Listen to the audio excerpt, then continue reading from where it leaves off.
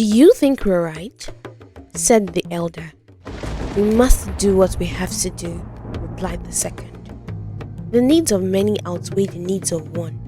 We have to kill her. Hi guys! Let me introduce you to StudyGate Canada, the best way to study abroad. Struggling to move abroad or advance your studies at a top university? Feeling lost or overwhelmed by the process? Let StudyGate Canada guide you. StudyGate Canada, created by my husband, a civil engineering master's graduate from the University of British Columbia, one of Canada's top universities, has already helped many others successfully move to Canada and the USA. Now it's your turn. This step-by-step course teaches you how to find scholarships, pick affordable schools, write winning application essays, and much more. It's one of the most complete guides to studying abroad in countries like Canada, the US, and Australia. And here's the best part. As a viewer, you get an exclusive 40% off with the code StudyGate40, plus free private mentorship after securing admission. Just click the link in the description to get started today. Big thanks to StudyGate Canada for sponsoring this segment. Don't miss this opportunity to make your study abroad dreams a reality. Let's get back to the story. Unkem stood at the edge of her father's compound, listening for the distant rumble of thunder. She had always been fascinated by the tales of Amadioha, the evil god of thunder and lightning, who was said to strike down liars and wrongdoers. Her grandmother often warned her, Amadioha sees the truth in every heart. As a child, Unkem felt a strange connection whenever the clouds gathered and lightning split the sky. She would run out into the rain, arms raised, feeling electricity course through the air. Her mother would scold her, but her grandmother only watched with curious eyes. When Unkem turned 18, the elders of her village noticed something unusual. Storms seemed to follow her. When she was sad, the sky turned grey and thunder boomed. When she was happy, the clouds cleared and sunlight broke through. At first, people whispered that she might be blessed by Amadioha. Then some began to fear her. One day, tragedy struck the village. A thunderstorm raged with a fury no one had seen before, destroying farmland and causing the nearby river to flood.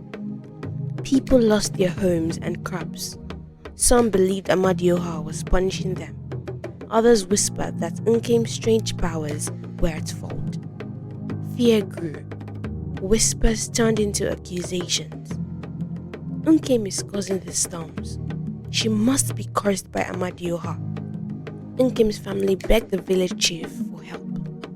The chief sent messengers to consult with the oracle, known for its connection to the gods.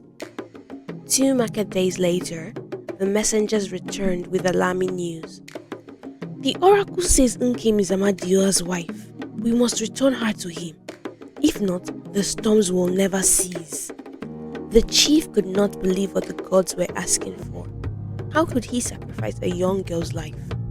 That evening, the elders met secretly. The chief priest, an old man named Kiki, spoke first. It is the will of the gods, he said, his voice trembling with fake sadness. We have no choice but to give Unkem to Amadioha. Do you think we're right? Asked one of the elders, his brow furrowed in doubt. We must do what we have to do, another elder replied. The needs of the many outweigh the needs of one. We have to kill her. They agreed to lure Unkem to the shrine at dawn. There, they would present her as a sacrifice. The entire village believed this was the only way to appease the raging thunder god. When the first rooster crowed, the villagers gathered at the shrine. The air was thick with tension. Heavy clouds hovered overhead, ready to spill rain at any moment. Unkem stood at the center, hands tied with rope. Her face was streaked with tears, yet a strange calm settled over her heart. Okeke, the chief priest, raised his staff and began chanting. He motioned for two warriors to seize Nkim and force her onto a wooden platform. Thunder rumbled ominously, echoing across the clearing. "Amadioha!" Okeke cried. "We offer this girl to you. Let your anger be quenched and spare our village." Lightning flashed, revealing fear in the eyes of the villagers who stood watching. Many of them could barely look at Nkim. She was only 18, innocent, yet condemned. Nkim was terrified. She had never hurt anyone, yet she was treated like a criminal. She saw the chief priestess blade rise, fall, and then a sharp pain as everything went dark. Suddenly, a violent crack of thunder shook the ground. A bolt of lightning struck the staff in Okeke's hand, sending him stumbling backward. Gasps and screams filled the air as the staff exploded into splinters. The village froze. Nkim opened her eyes in shock. A powerful voice seemed to echo through the skies. "This sacrifice is false." People fell to their knees, trembling. Another burst of lightning illuminated the shrine, and the ropes around Nkim's wrists snapped. She floated forward, free from her bonds. The same thunderous voice boomed again. "The oracle has deceived you. Nkim is not my wife. She was my heir. She carries my power and will serve as the next vessel of truth. Okeke has lied to preserve his power." All eyes turned to Okeke, who lay on the ground, his priestly robe scorched. He tried to crawl away, but the elders surrounded him. "What is the meaning of this?" the village chief demanded. Okeke could only stammer. I feared losing my position. I have served as oracle for many years, and I did not want to relinquish it to a mere girl.